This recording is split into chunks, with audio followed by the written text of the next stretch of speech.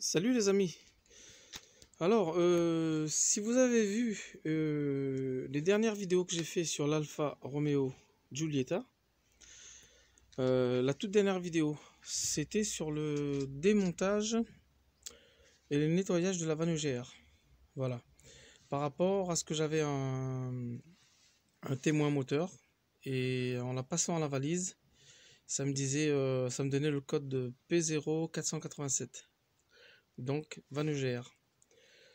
Alors, comme je disais, je reviens vers vous après cette vidéo pour vous donner des nouvelles. Des nouvelles qui sont bonnes. Voilà. Alors, moi ce que j'avais, c'est je disais un témoin moteur et ce code erreur là.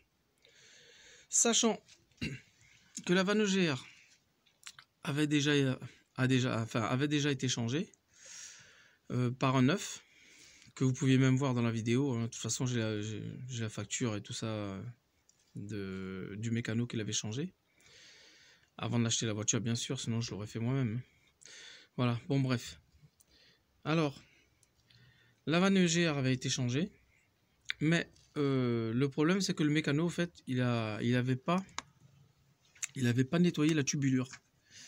La tubulure qui part comme ça et qui fait comme un coude, au fait. Donc cette tubulure, comme vous pouviez la voir dans la vidéo, elle était vraiment presque bouchée à son embout. Donc j'ai nettoyé et j'ai remonté cette pièce. Et bien sûr, en remontant cette pièce, j'ai eu le voyant moteur rester allumé, c'est tout à fait normal. Donc j'ai utilisé la valise, j'ai enlevé, j'ai effacé le code erreur, et depuis, je vais vous montrer.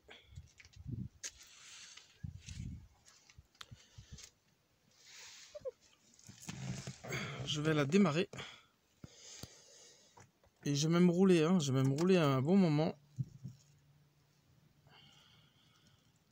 Je vais la démarrer.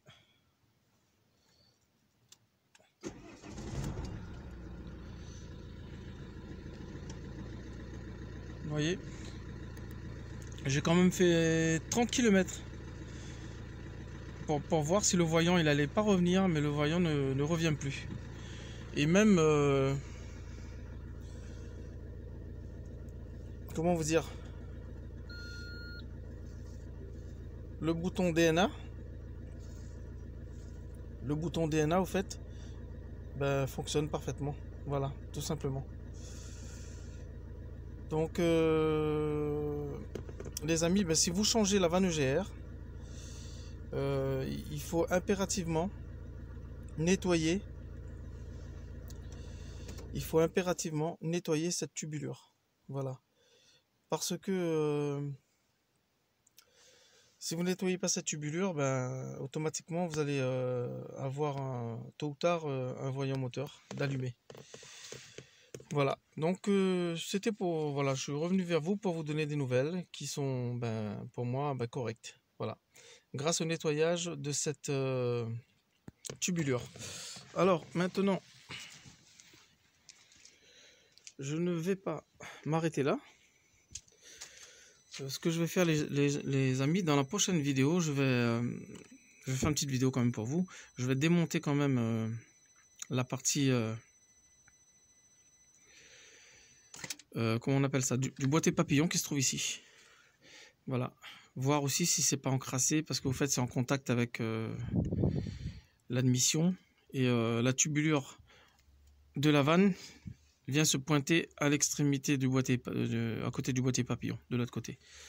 Donc je vais démonter ce boîtier, voir son état et même la nettoyer, quoi. Voilà, au moins pour que tout cela soit correct et propre. Voilà, tout simplement. Donc la prochaine vidéo, les amis, c'est sur le démontage du boîtier papillon sur l'Alfa Romeo Giulietta 2 litres JDTM. Voilà, sur ce, je vous dis à très bientôt, les amis. Et n'oubliez pas de vous abonner, c'est gratuit. Et d'activer la petite cloche. Et si vous avez aimé la petite vidéo, vous mettez un petit pouce bleu. Voilà, je vous remercie d'avance. Salut à tous.